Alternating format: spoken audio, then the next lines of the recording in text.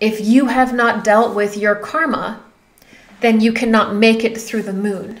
You cannot make it out of Earth, and you can't really necessarily make it to Earth.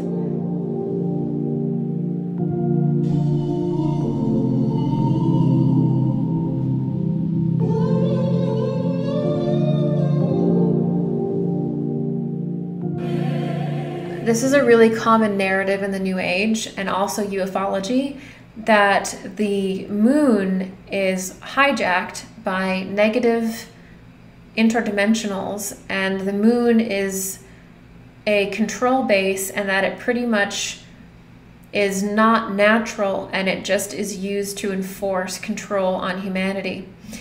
I don't fully agree with that. I don't agree with the reality that a lot of people say that women menstruate because the moon was fundamentally placed over the earth as a control mechanism that made women experience pain and menstruate. The women began menstruating and as we moved down in density as a way to process energy. It's a natural function. It's a natural way. It's a holy thing. It's not something that is a curse. So I don't agree with that, although I will say that's a very popular narrative to find in the New Age. No, your menstrual cycle is not a curse. It didn't happen because the moon was brought here by a lower astral entity to control you.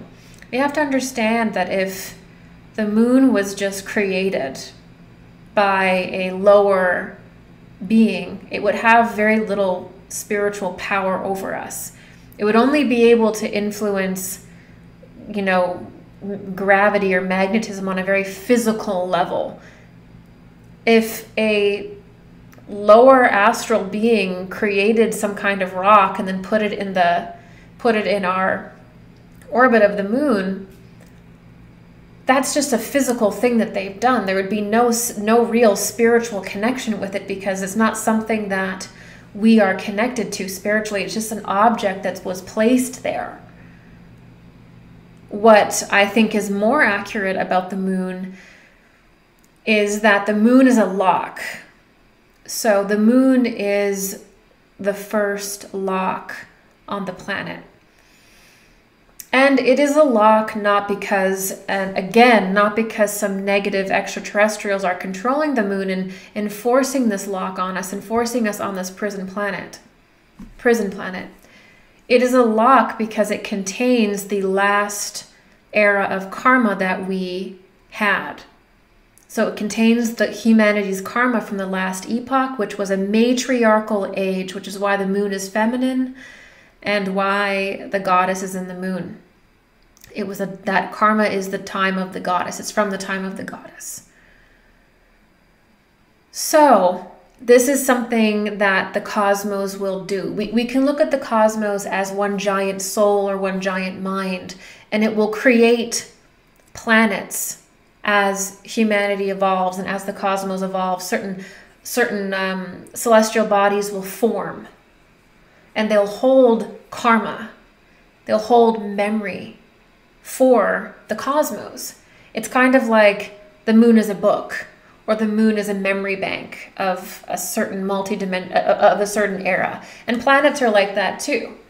So the moon is really a holding pattern of the previous era, and it was ejected from the earth as a mechanism to reflect our karma back to ourselves so that we can integrate the last era's karma and move forward. So there's a mechanism to it that's totally neutral, totally organic to us. And every planet, every asteroid does something, every comet does something. It's not random, and they hold a function within our mind and within the cosmos, the great cosmic mind. They're doing something. They're holding energy. They're clearing it. They're always doing something. And the moon is an organic body, but it has a locking effect. And if you have not dealt with your karma, then you cannot make it through the moon. You cannot make it out of Earth, and you can't really necessarily make it to Earth. And so within the lower astral, there are certain beings that try to control the moon in a way to get through the moon lock or control the moon lock. And so what was an organic body was altered extensively and has gone through major alterations, so people don't even see it really necessarily as an organic body. But it originally was. We have to understand that that's the only way it would have any psychic power over us, is that it has to be part of us. It can't be something someone else created and just plopped there. There's no power in that kind of magic. That's only physical. So we have to understand that about the moon. We have to understand that about all the cosmic bodies, is that they're doing something for us. And so there's a moon lock and that is why people call this a prison planet. And that is why people have such negative feelings towards the moon. Well, it literally is reflecting to you yourself. The moon is a mirror.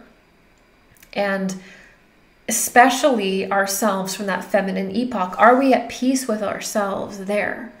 Have we overcome the moon? Or are we still trapped within its fog, within its hall of mirrors? So suffice to say, are there negative interdimensionals? Absolutely. Are there, negative interdimensionals that form bases around the moon and various different planetary bodies because they no longer have a planet and they want to parasitically live off the earth? Absolutely. But did they create the moon? No. They hijack what is natural. They parasitically suck on a natural structure, they don't create anything. They literally just parasitically live off of it.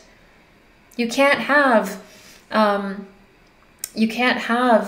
magical power unless you're working with a natural force, if that makes sense.